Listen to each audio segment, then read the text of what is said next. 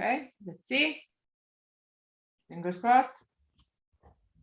Oh, okay, wait, well, okay, that's fine. I'm going to switch screens that I'm sharing. Yeah, go ahead, no problem. Sure. Okay.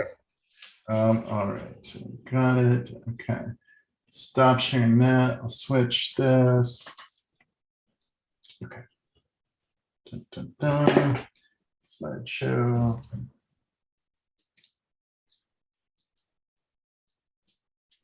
Yeah, we're live. Okay. Awesome. Just a sec. I'm setting up my screens. Okay. Of course, I should have done this earlier. I'm not as used to Zoom, so that's my excuse. Okay. And I think that's good. Okay. And now I can switch over to this. And I'll share my screen. Okay, share screen.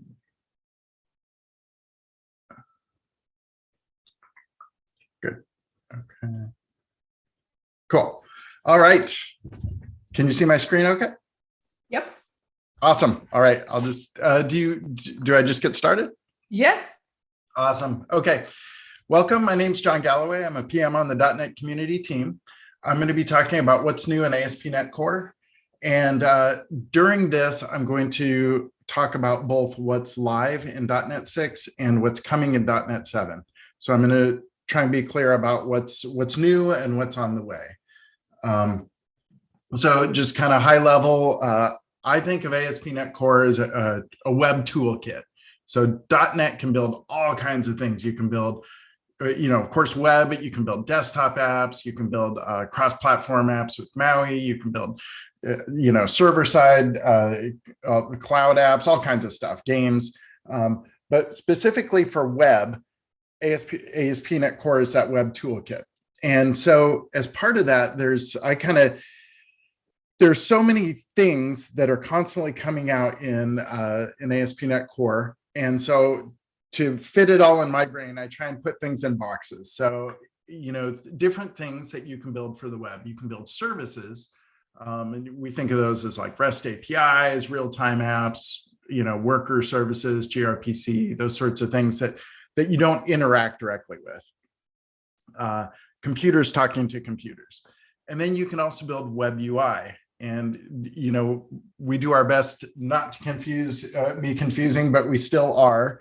There's multiple different ways you can build web UI applications. So among those, MVC was kind of the first thing, MVC going back to .NET Framework days. And so you can still build MVC applications. That's your model view controller architecture. Also, if you're building mostly server-based UI, then there's also Razor Pages. And Razor Pages is kind of my go-to now. It's a lot simpler. It's got a folder structure-based routing. It has, you don't need to, like all your things are grouped by feature. And so you have a Razor page, and then you have a page model that goes with it. And that's actually what we use to build the .NET website. So then you can also build single page application projects. And that is for working with like Angular and React and other, front-end applications. And that's actually got some nice updates for .NET 6 as well. And I'll be talking about that. And then finally, there's Blazor. And Blazor takes advantage of WebAssembly, which allows you to run .NET code directly in the browser. And that's really exciting too. There's so much that you can do with that. And I'll be talking about that at the end. I'm not digging super deep into Blazor. Blazor is a huge topic. And I'll be talking more about how I kind of think about Blazor and where Blazor is going. So as you can build all these different types of applications, there's all these services and shared things that we reuse across all of those. If you think about something like, servers, well, all of those services and web UI reuse those same base servers. There's all kinds of, things at the caching and session, security, et cetera, that we can reuse across all of those. And then there's also extensions that you can kind of bolt on. So the same way that you would want to do configuration, you can use those same the same code and the same knowledge to do configuration across things like Razor Pages or Blazor or gRPC applications. And I think that's a really important and useful thing in the .NET ecosystem and as a .NET developer, to be able to not have to relearn a different way of doing things as you move across different types of applications. And while I always love to learn new things, I find that I get a little frustrated when I'm jumping into working with other stacks. And it's like, oh, in this stack, we do configuration this way, or in this stack, you have to set up your logging in this way. So that is one really nice thing that we get to take advantage of with .NET, is that we can reuse our knowledge, our code, and our skill across all these different types of application. I'm going to be talking to these in groups, and I'm going to be going through these kind of from the bottom up here. So I'll first talk about the shared things that we're doing across all of these. So things like middleware, performance, that sort of stuff. Then I'll talk about services, and then I'll talk about web UI. So to review our schedule, we are on a cadence where we ship a new .NET every November. And hopefully that's something where you're used to it by now and it doesn't worry you. I still sometimes talk to people and they're like, oh no, another .NET came out. I was just getting used to the old one. And we really want .NET to be predictable. The modern development platforms move very quickly, and the web moves very quickly. Security and things like that move very quickly as well. So you really do want a platform that's alive and regularly updated. But we also do this in a way that we hope that you are able to not be overwhelmed, that you're able to kind of keep up with it. So the .NET 6 release in November was an LTS, a long-term service release. And so that is supported for a long period of time. And then the next version, .NET 7, is supported just until .NET 8 comes out. And so what you can do with that is you can plan. If you need something where you really need an LTS release, then you can say, okay, I've got 6, I've got 8, I've got 10. However, I do recommend not only waiting for LTS releases, and I'll tell you 2 reasons why. One is that really you're going to need to keep, even if you're building an LTS, if you're building towards .NET 6 LTS, in order to be really supported and to keep with the latest security updates and all those things, you need to keep installing your updates anyways. So you really shouldn't be like developing for .NET 6 and then forget about it for 2 years. You really should continue to keep installing your updates. We also are working hard to make it so that you can update between versions easily. And so if you got scared from the early versions of .NET Core where it was very hard to move between releases, we really do try and make it so that you can just boom, boom, boom, and you're just updated between releases. So looking at .NET 6 highlights, these are the kind of big things that you would hear about at a conference, or that we put in our big release posts and things.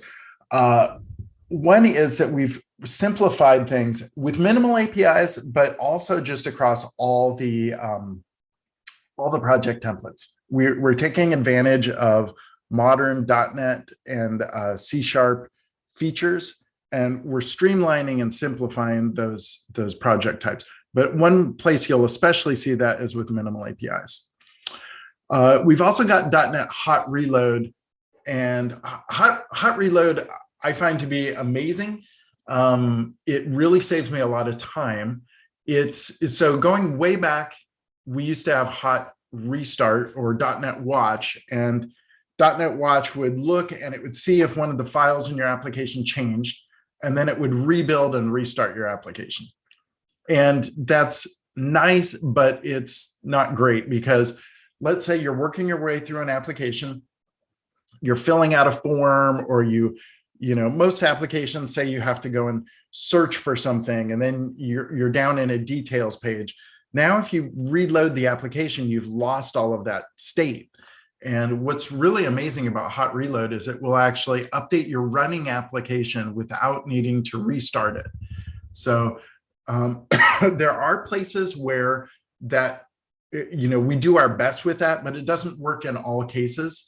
And that's something where I find if I use it, if I expect it to always work perfectly all the time, I get frustrated. But if I just use it and say, wow, it's amazing, it worked that time, then it's cool. And they are doing a lot of work to continue to expand where they work. As always, every release, we've got a focus on performance and memory usage, continuing to work hard to move up in the benchmarks. One thing that I don't think people have talked about very much is better integration with JavaScript frameworks like Angular and React. And I'll be showing an example of how that's changed. And then finally, continued support for Web UI, including Blazor. So what we've got on the way in .NET 7. So I'll show you two ways to think about this. One is these are kind of things pulled from our, what we announced at the beginning of .NET 7 and what you'll see in the blog post. So continued performance improvements, HTTP 3. And like me, you may be thinking HTTP 3, we just got 2. The deal with HTTP 3, it's a relatively small change from HTTP 2, and it includes some fixes for some problems that we found with HTTP 2, that the entire internet found with HTTP 2, where things could kind of block other requests, and it was called a head of line problem, and so there's some fixes for that. Minimal APIs released with .NET 6. But there's some, as with anything, that was the first release of it. And so we're making some changes as both you and we are using it. And we're saying, oh, okay, here's some additional things we would have liked to have when it went out with .NET 6, or here's some things that customers are using it and saying, okay, it's great, but I actually need this other stuff. So I'm happy to see some of these things, especially things like route grouping and endpoint filters. I'll be showing you some of that. gRPC transcoding. I have an example here, and this allows you to hit a gRPC endpoint also as a RESTful HTTP API with very minimal changes. So that's pretty cool. SignalArc, additional updates in this, including some more improvements for clients. MVC. Some of the neat things here include things that we've learned from or built with minimal APIs and pulling this into MVC as well. So that's pretty neat. And then Orleans, if you're like me, Orleans is something you've probably heard about over the years, and you've seen demos where it's like, wow, it powers Halo, and they use it over in Xbox, and I don't know, it's great for scale, but it's always been kind of a separate thing. And we're actually working to pull that in and integrate that in so that it's much more easy to use with ASP.NET Core as well. I'm not going to be digging deep into this, but this is something, or I'm actually any more into this, but Orleans is something to keep an eye out for. And what you'll see with Orleans, the kind of high level things I see with it is it's an actor model that allows you to work with these things called grains. They can be stateful, they can work across multiple different servers. And so this allows you to scale up and down, and also to scale across, and to have a really good balance of performance versus resource usage. So that link down at the bottom, that AKAMS ASP.NET roadmap link is very useful. And let me see, I'm going to see if I can switch over. I've actually got there. Oop, not that. That was me trying to join the meeting. That was me trying to join the meeting. Okay. This themes of .NET. So this themes of .NET site, this is something, this is really cool. This is that themes of .NET. It's something the team builds and uses to manage developing .NET. This is actually a Blazor app. We dog food all our own stuff. So you can see as you dig through, you can see here application models. Those are what that's the nerdy way that Microsoft refers to different kind of, we also call them workloads sometimes, different kinds of apps you can build. So I can dig in here and I can say ASP.NET Core. You can track all the different things in here. So if we look at, here's what we released in .NET 6. And so I've expanded this out. And this kind of matches what I've shown on the slides, but there's really kind of two views of, what's going on with ASP.NET. And we do try and group things by themes, and that's what you'll see, when we do our big blog posts. You may not be as interested in things like build infrastructure improvements, but they're still important. And so that's all tracked here as well. So we do group things by themes in our blog posts and in our presentations and stuff. But then if you actually want to keep an eye on something that you're interested in or get an idea of the work as it's going, you can see that in here. So this is what's in ASP.NET Core in .NET 6. And this is what's coming in .NET 7, including, you can see some things on the way and completed. It's really interesting to dig into these. You can say, what does this deliver on the remaining .NET Core things in .NET 5? And you say, what did you, okay, well, HTTP 3, right? And some things like nullable, et cetera. So that is how I kind of keep track of what is going on. Then what's really neat too in this is that you can dig in and you can say, okay, MVC enhancements, what does that mean? Then you can click and you can drill down and you can see, okay, here's actually the issues that are being developed. You can see the work as it's going on. You can also see things like as we click in, you can see the files that were changed. A lot of the time you can see discussion. People will say, I don't think we should do this, or, how do you want to handle this, or et cetera. So this is a way you can see the work as it's going on and being built if you're interested at that level. All right. So let's look at hosting platform improvements. So these are the things that are going on kind of under the hood that power everything. And of course, there's performance. Performance is a really big deal. We see things like, for instance, working across like JOT middleware, or things like working on memory cache, et cetera. What I like about this is there are things where we can work on one thing and it improves performance for everything else. There's continued blog posts on this. There's a big one Stephen Taub did recently on .NET, all the performance improvements in .NET 6, and we also did one in, I think, January, where we dug into a bunch of other performance improvements. And so you can see what's neat with those is they actually show the benchmarks as well, and so you can actually verify the changes and things on your own. So productivity is important. These are there's a lot of things in here, including faster build and startup. Edit and continue and hot reload are big deals. One other really neat thing is the Razor source generator. So what a source generator is it actually compiles. So this is a build time thing, and source generators can work off of any sort of source. So you may think in this case it's Razor, but we also have things like source generators for things like JSON or regular expressions. What those can do is they can build optimized things right at build time. So the new Razor source generator actually does, it is a better, faster way to compile your Razor code. This is something where it just has happened under the hood without anyone, like without you having to do anything. It just happens. Other additional, kind of nice things. These are just additional work that's going on under the hood as we're building .NET 6 or built .NET 6.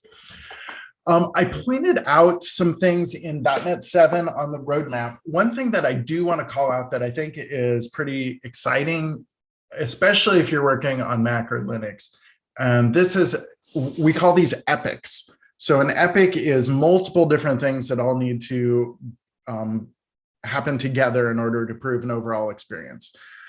This is a snapshot as of today. The issue here is that HTTPS experience worked smoothest on Windows with Visual Studio. It worked less well, especially with like Mac OS or Linux. And an example of this with Mac OS is every time you build a new .NET application, you would actually have to retrust that the developer certificate every time. The reason for this is this complicated, all these things working together or against each other in this case. .NET, the way that .NET is hosted on Mac OS now, it actually is building a new EXE, and that EXE and the keychain interaction on Mac OS, every single time it's like, well, this is a new key I need to trust.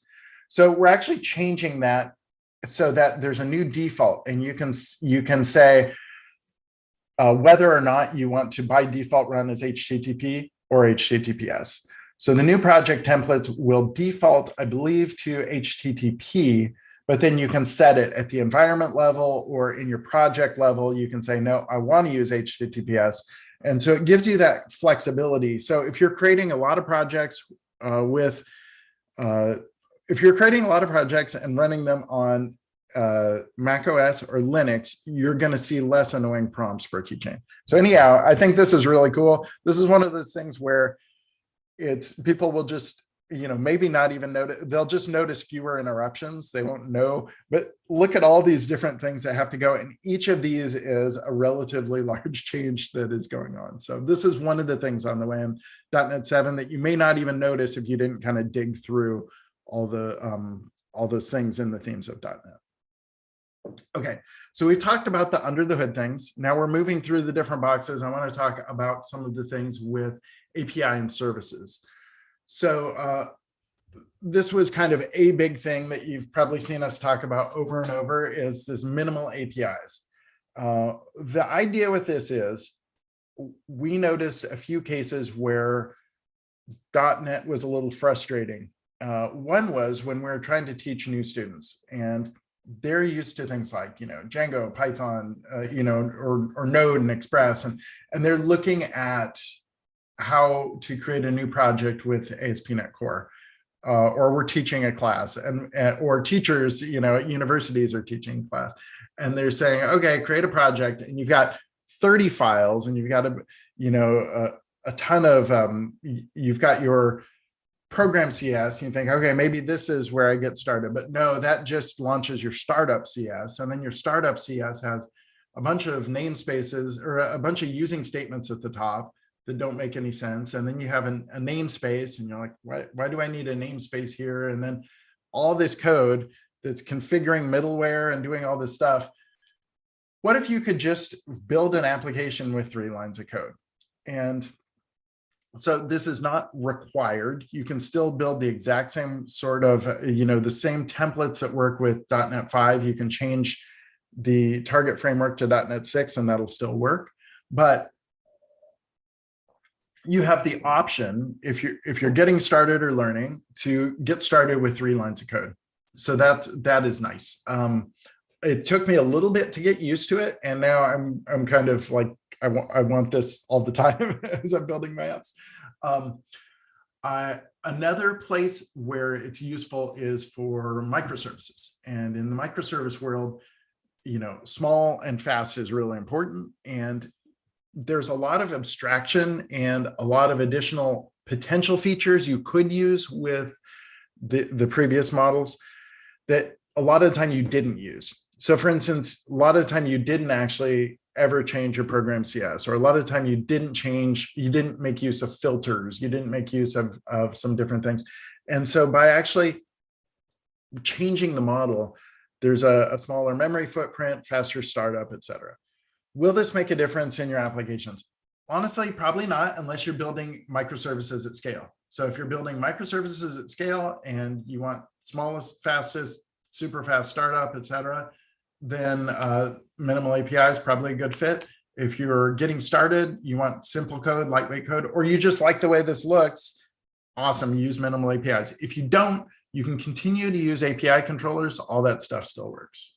So let's take a look at 2 things.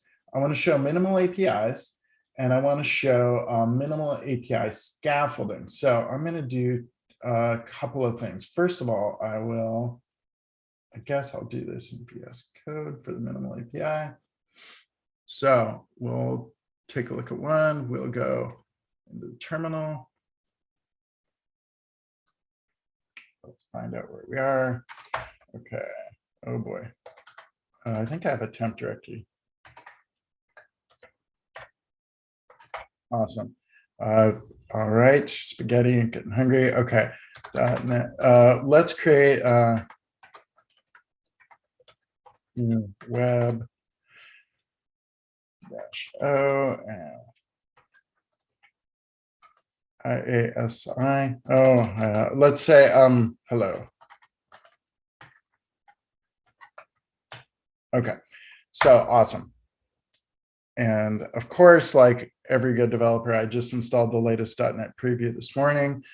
So now let's open up Hello World. So we can go into here, we'll do file, open folder, so users, C, users, yeah. Nope, of course, user C. Users, good spelling, John. Temp.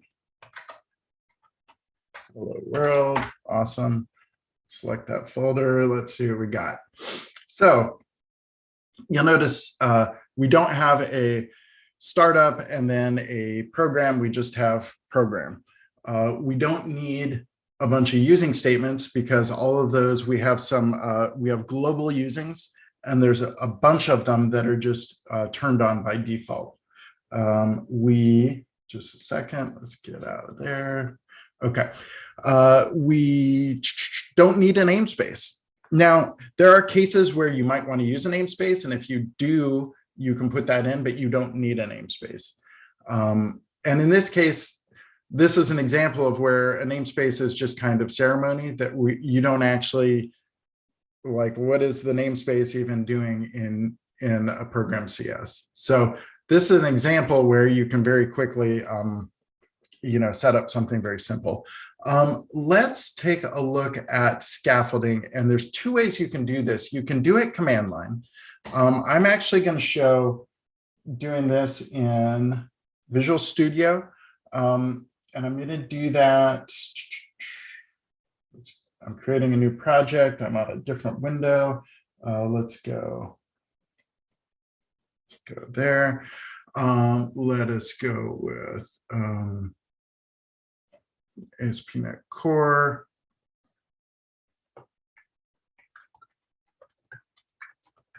And we just want I think we want to do a web API. So I actually I do them more from the command line than I do. Otherwise, let me see. Okay, so here are some interesting things. You can, of course, do all this from command line as well. I'm going to say so I'm going to uncheck to use minimal APIs. And then this gives you an option to use top level statements or not. So remember how I said, like, sometimes, you really want to have that more structure. You want to have the explicit classes, et cetera. You can do that. But I'm going to continue to not do that here. And then, like, remember I said, if you still like controllers, you can use API controllers. So not a big deal. So now I'm going to go in here. The thing that I'm showing, like I just showed you doing this with VS Code. The reason I'm doing this in Visual Studio is because I'm going to show scaffolding. And scaffolding answers one of the kind of pain points, honestly, that I had, but other developers do as well when they get started with minimal APIs. And that's that, okay, it's fine to show me like a 3-line API, but what if I want to create a real world application where I've got 10 endpoints, 20 endpoints? How do I actually group things in a way that makes sense? So I'm going to go in here and I'm going to create a new class. So add class. And we'll call this person. Did I even spell person right? Yes, I did. Okay. And then we'll do prop E and prop. Okay, so just very simple. And so this actually, I do want to point this out. This is a change you'll see all across the board. And this is something that I'm getting used to. It's something that we should have been thinking about all the time as .NET developers, and we didn't. Because there were all these nullability checks that we should be making and we weren't. So if you look in the CS proj, let's go here, let's go open. See, I'm again more used to doing this. Let's say open, edit, project file. So you'll see here, nullable enable. So I could turn that off if I want, but it's actually good to have it on. And then it makes you think about, you're going to get warnings and errors. So I could go and I can make this nullable, or I could say, I can also say like, I can set a default. So this is something where it's on by default. It's a good thing, but it does make you think a little bit more upfront. So now I'm going to do add new scaffolded item. And I'm going to say an API with read-write endpoints. Now, I didn't, I guess I'll do this using any frame. No, let's just do, yeah, fine. I'm making it up as I go here. I did not have an endpoint or an EF thing, so we'll figure that out. Okay, so we have a model class. We have a, we're going to create a new endpoint class. So this is where we're going to group all our endpoints. And then we don't have a data context. Remember to check that. So let's create a data context. Let's see how it goes. So scaffolding, you know, the way I think about scaffolding, it's going to write some code for me. I'm going to fix the code up afterwards. It's going to help me get started, and it'll save me time overwriting all the code myself. And then I can go through and I can say, no, this is what I wanted instead, et cetera. So it's not going to write perfect code, but it's going to save me some time. So I'm editing code instead of writing it all by hand. What it's going to do here is, and also this is a more fragile path that I did because I did not have a DB context set up at the beginning. So it's got to do a bunch of stuff. It's got to edit my program CS. It's got to set up that EF stuff. It's starting by installing some NuGet packages that it actually uses for doing the scaffolding. Then it's going to create an endpoint class, and the endpoint class is a static class that groups a bunch of API controller endpoints. So as it does that, I'm actually going to get impatient, and I think I've got an example here where I've taken this a bit further. So this is a workshop that we build, and I'm going to show, let me see, here's the save points. Okay, so I went through and I scaffolded some things, and you'll see here is an example of a speaker endpoint. So this speaker endpoint is actually something that I built using this scaffolding thing. You'll see it's a static class, and then it's got this static void map speaker endpoints. And the speaker endpoints, then I went in and I changed some of the code around, but actually it wrote most of this for me.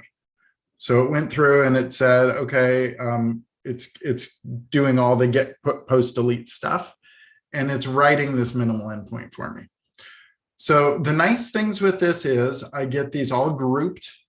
They're all written kind of using some defaults, including some things you might not have thought to do, like it puts in the produces and that sort of stuff. One thing that it doesn't do is give me a way to work with these as a group, because these are both statics. This is a static class with a static method. So it's just a bunch of route dot this, that, etc. So that doesn't let me work with these as a group. And We'll see if this finished. That's still going. All right. Well, I'm glad I skipped over to the other one.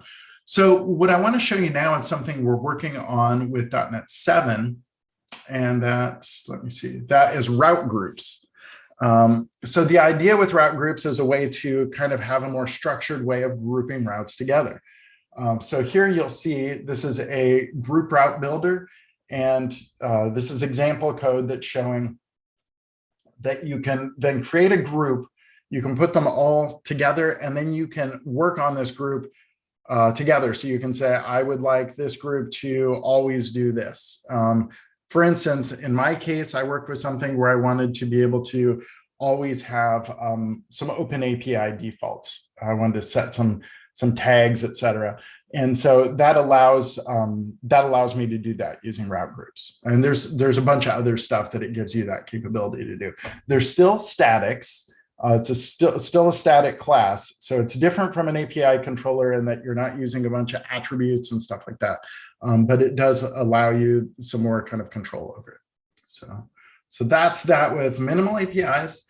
One thing is that even if you do, create a new Razor Pages app or a new MVC app, you're still going to see that simplified program CS. Minimal APIs gets all the attention there, but that simplified program CS is still there. And then you do have the option, if you don't like that, you can continue to use the existing templates, and there are those checkboxes that we're adding in Visual Studio for that as well. I didn't want to talk quickly about gRPC before moving on. So gRPC, one of the things we added, support for client-side load balancing. You'll see that in the animation here. So this is on the client side where it's doing, in this case, round-robin load balancing, and it's able to kind of make requests across multiple different servers. And then it also does fault handling. So it sees a request failed, and then it's able to retry that. So that is a pretty neat thing being built with gRPC. Another thing I wanted to talk about was gRPC transcoding. I've got a demo of that. Let's see if Visual Studio is still unhappy with me, and I may need to, I'm not sure if I can cleanly kill this. You had your chance. What I wanted to show there, and that's funny, that actually I did that was my fault. Because normally what I'll do is scaffold when I've already got a DB context, and it's got to do a lot less work. So let's go, I'm opening up my transcoding sample. What I want to show here is I've got 3 screens, and usually that's great. And the only time it's not is when I'm presenting on multiple windows. Okay, so fine, let's go over here. Let's go over here. So this is a gRPC application, and the change is there's an additional NuGet package. There's a small other thing in the startup CS where it does this add gRPC, add JSON transcoding. And then you'll see in our protos, there's this additional right here where we're mapping to HTTP. So what's nice with that, so normally you just wouldn't have this option stuff. And what's nice with that, obviously gRPC, if you can work with it, binary protocols is going to be much faster and better. There are cases where, let's say in a data center, everything can talk HTTP2, everything can communicate, protobuf, et cetera. And then there's just one thing that can't. This allows you to work with that. It can also be useful for things like if you've got a health check system that needs HTTP and JSON, or also when you're in development to be able to interact with it. So I'm going to go ahead and start that up.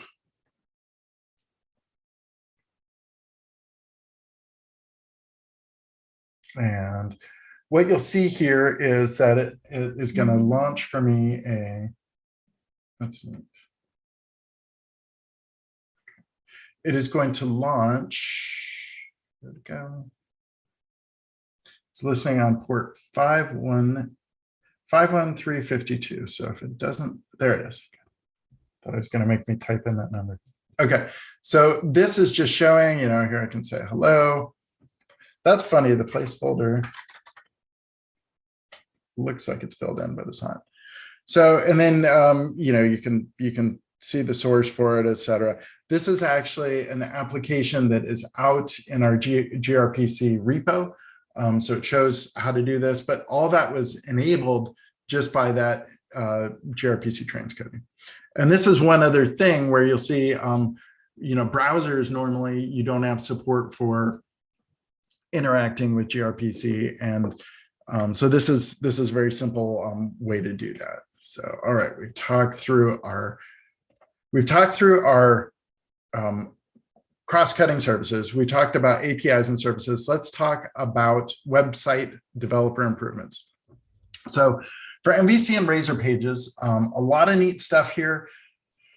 I really like things that I've used. CSS isolation, Bootstrap 5 I'm excited about, and the Open API support is nice. I want to show that really quickly. I gotta keep moving fast because I've got a lot of stuff to get through. Let's close this. Okay, so I believe I already have a hello world thing, but if not,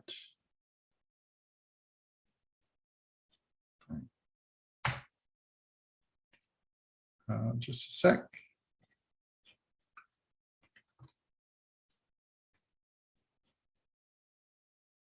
Got 30 different demos. I do want to save the time of creating a new project real quick.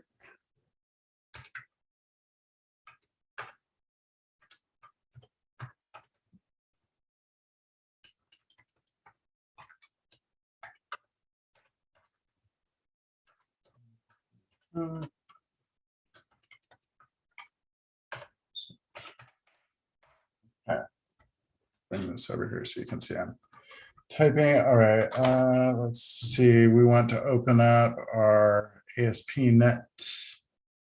Let's do ASP.NET 6 MVC, sure. Okay, so. Okay. Cool.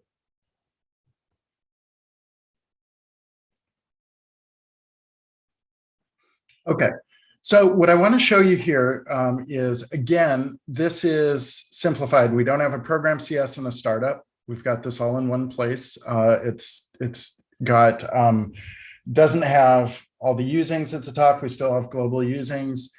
We still have, we don't have namespace here, etc. You can also, a few neat things here that you can do. So one is, let's take a look at our www root, and we've got, this is just to show that it exists. We've got our lib bootstrap, and our bootstrap is 5.1. So that is neat. We've got all our kind of modernized bootstrap things, including, grid, flexbox, removal of some legacy things. So that's neat. You can create, you have CSS isolation, and I actually wanted to show that with Razor Pages, and I think I've got one. If I go to, let me see, ASP.NET. Don't have it. Let's go. Okay.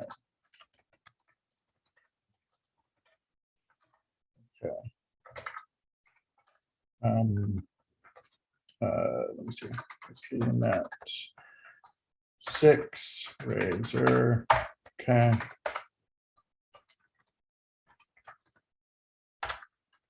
Well, we'll do .NET new Razor.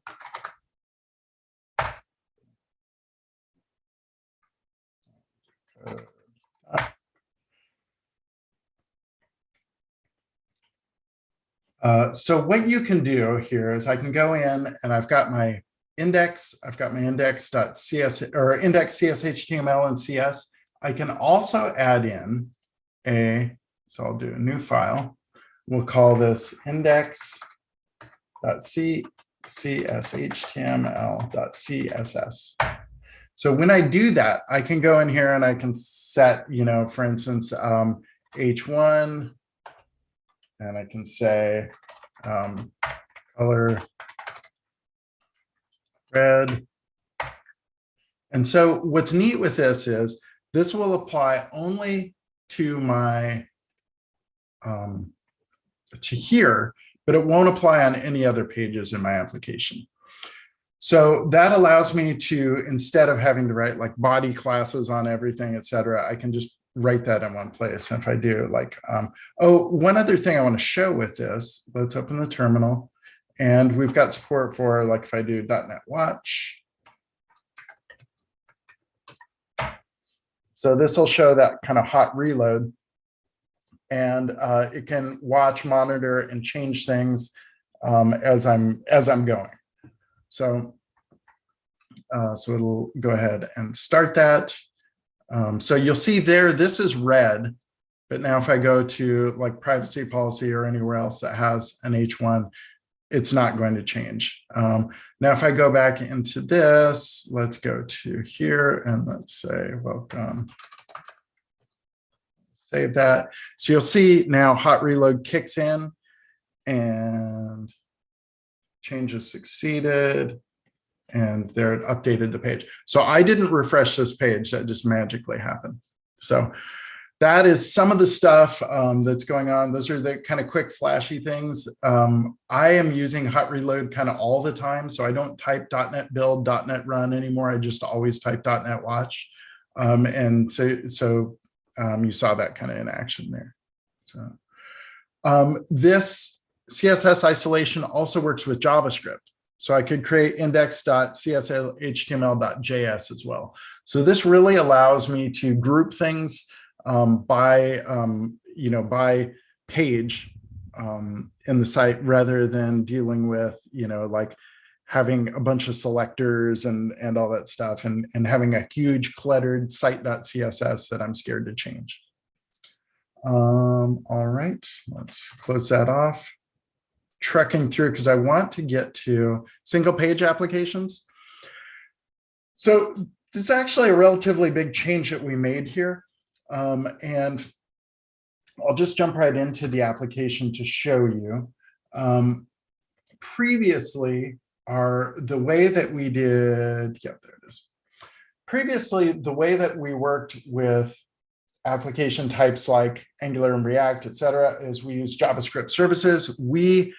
ASP.NET was the front end, and it proxied things back to the front end application. So we kind of got in the way of the application. We also made it difficult because if you wanted to upgrade your application or if you wanted to make use of like the CLI tools, like create React app or ng or Vue, any of those CLI tools, you weren't able to. So what you'll see now is that's significantly simplified down. So if we look at my startup, that's neat. I didn't mean to do that. Now I've broken everything. If we look at my startup, you'll see that all we're doing is we're just mapping this, map fallback to file. So if any requests come in that don't map to a view, don't map to a Razor page in the site or a controller, et cetera, it's just going to say, oh, okay, you wanted the front end app. And so then it's going to shoot over to the client app. And then the client app, if you look in this folder, this was created using the ng create. And if we were using React, it would be just create React app. And then everything here is just kind of standard. So this is all the stuff. If you wanted to create a new anything in here, if you wanted to scaffold or run any ng CLI commands, you could. You've got your package JSON. You can do, if you're kind of an Angular developer and you're tired of ASP.NET Core kind of getting in the way, this allows you to have kind of complete control. also, if you're in a developer team where some developers are working on the front end app and some developers are working on the back end APIs, the front end developers, they own this folder basically. They can do all their stuff in here and it's not going to kind of get in the way. You may say, oh, wait a minute, John, I see this ASP.NET Core. All this is doing is configuring the developer cert. So that's the only thing. There's no like kind of other weird magic stuff going on. So if you're wondering how all that actually works together, that's in the CS proj is updated. It's got these SPA proxy launch commands and SPA setup stuff where it's doing all these node and npm calls. So you'll see here, like npm install, npm build, run build, etc. So I feel like this is a much cleaner architecture for a lot of reasons. It also, when you kind of run the application, you'll see that it'll pop open the window and it'll show this kind of standard proxy stuff. One other neat thing about this, well, we just ship React and Angular templates. You can go in and change these.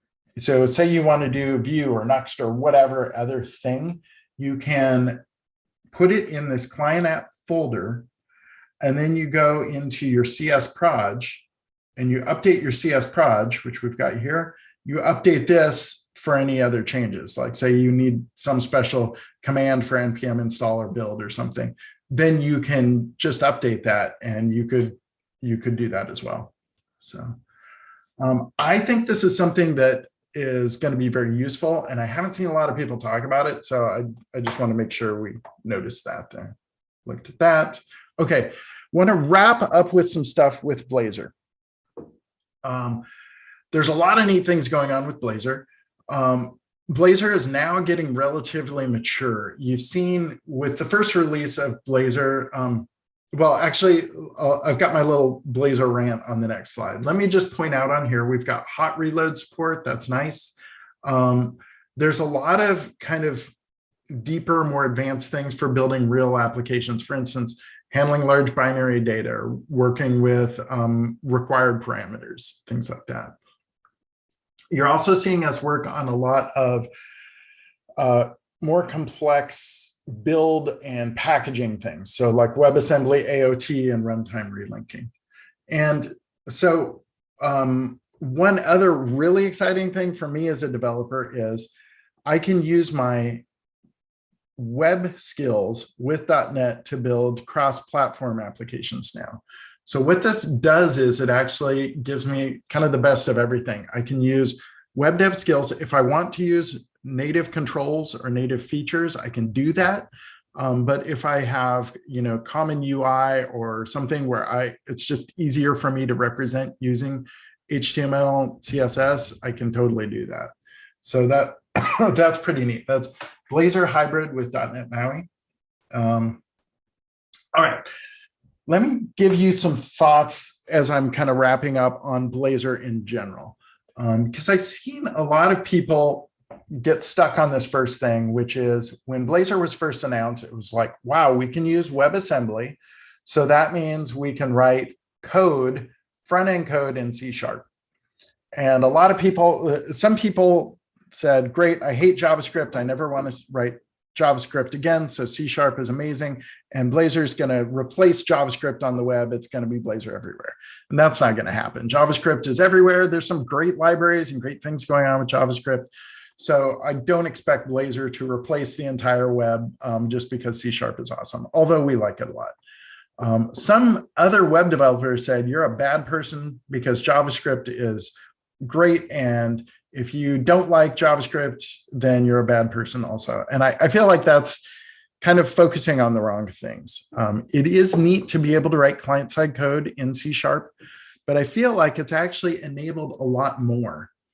Because once we started building for the front end and the Blazor team, especially the stuff that Steve Sanderson's been working on, is leveraging modern tools to build front end. And so one of the first things you need with that is components. And we've actually missed components for a long time. If you started in .NET building things like WinForms or web forms, moving to MVC and Razor Pages may have been frustrating because you don't have that component-based development. And if you look at things like React and Angular, those are actually building components. People have been wanting components for front-end development for a while. And so this actually brings a pretty good component model. But where I'm looking at for future things is that Blazor and WebAssembly on .NET are going to new places, and I'm just excited to see where it is. One thing I want to wrap up with is something that we looked at, is WASI. And so WASI is this thing where I've got some links here I'm bringing up in another monitor. WASI is WebAssembly System Interface. And the idea here is you can think of it sort of like a Docker experience. And so if I'm going to just bring up this browser, guess we've got that. Let's go here. Okay. So what is going on here is this is actually launching ASP.NET Core in the browser. So if you look at this URL, this is running on GitHub Pages. GitHub Pages doesn't host or run .NET code.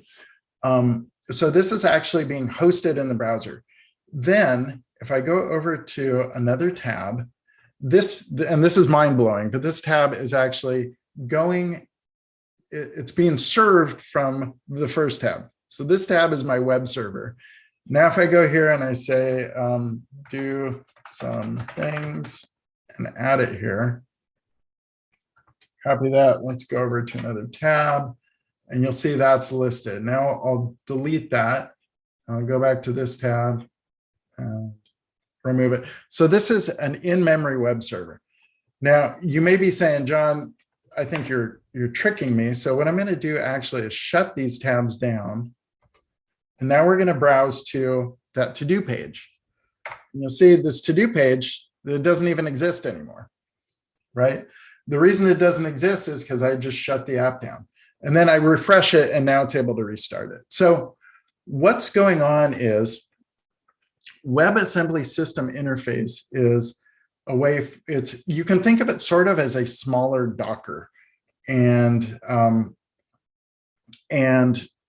so Docker, if you look at this evolution over time, we hosted applications on servers.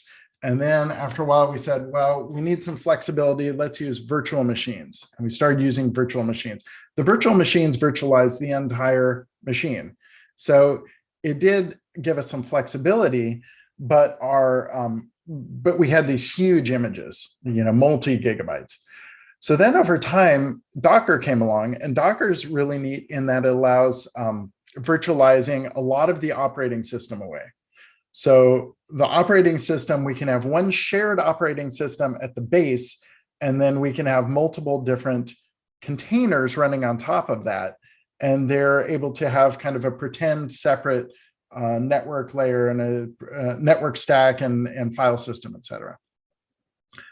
But Docker containers are still relatively large, and they still are abstracting away the entire operating system. So you still have security concerns. You're still managing, what's essentially an entire, server. And so it's very common for a Docker image. A lot of the ones I have are, over 100 megabytes or something. So it's slower to maintain and that sort of stuff. WebAssembly is built on the web sandbox. And then it adds on some systems interface things. And so that's a much smaller footprint. Also, it only executes WebAssembly code. And so you can see WebAssembly, you can see like WASI images that are down in the below a megabyte, super tiny. And so there's one, I'll just point you at a few things with this. And then I will wrap up. So, all right. So this is this experimental WASI SDK for .NET Core. I'm just keeping an eye on it. It's experimental, meaning we haven't committed to building anything. We're just keeping an eye on it. I will say, though, that's also, Blazor was experimental for years. So we're keeping an eye on it, but I think it's going to be pretty interesting going forward. So that is one of the things that is being worked on now. And then I'll just kind of wrap up. So I talked about a ton of different stuff. I want to focus mostly on the things you can use today. So with .NET 6, we've got minimal APIs and the minimal templates all around. You can use hot reload. I recommend using, like if you're using Visual Studio, run it with hot reload. If you're using CLI, just always type .NET Watch. Don't type .NET Build, .NET Run, just type .NET Watch and it'll do those things for you. We like to always focus on the performance and memory. Front-end JavaScript frameworks, I'm really interested to see how that's working for people. If you're building, especially React and Angular, if you're creating new applications, use those new templates. And I would be looking at migrating my existing things over to using those if I wasn't, because I think it's just a better model. And then continued exciting stuff with Blazor, including some wild, crazy experiments. I think I have just a thanks for, and then .NET 7, here's stuff that's going on. You'll see blog posts. We put one out yesterday with .NET, with preview 5. And I think, yeah, final closing slides here. You can always see all this stuff as we're working on it at .NET Live TV. So you just live.net, we have community stand-ups just about every week, including then also we have them on a lot of different things. For instance, there's an EF one starting in 25 minutes. And so those are just about every day. And I will wrap with one last thing, which is you can always keep an eye on the themes. So those are the themes of .NET. This is, we looked at .NET 6, .NET 7. And then of course our blog, these are how I keep up to date as well. So you can see, here we released the .NET, the preview 4, May 10. And then this one actually just came out yesterday. I think I'm ready to stop. I don't know,